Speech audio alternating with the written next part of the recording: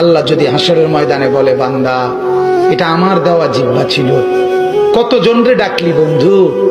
আল্লাহ যদি বলে, বান্দা আমার এই জবানে আমার নামটা কি আমি একবারও শোনার অধিকার ছিল না? আমার এই কপালটায় আজকের সারাদিনে আমি একটা সেজদাও পাওনা ছিলাম না?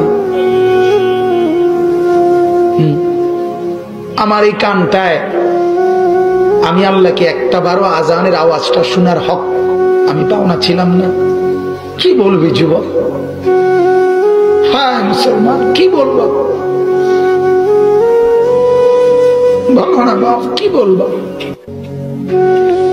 এক মা যদি বলে, মা তার পাষাণ ছেলেকেও যদি মা বলে, এরে বাপ 9টা মাস তোরে পেটে ধরছি রে বাপ, 2টা বছর তোরে বুকের দুধ খাওয়াইছি বাপ, বিনিময়ে তুই আজকে আমার মতো মা রে ভুলে গেলি বাপ, কেমনে রে সহ্য করলি?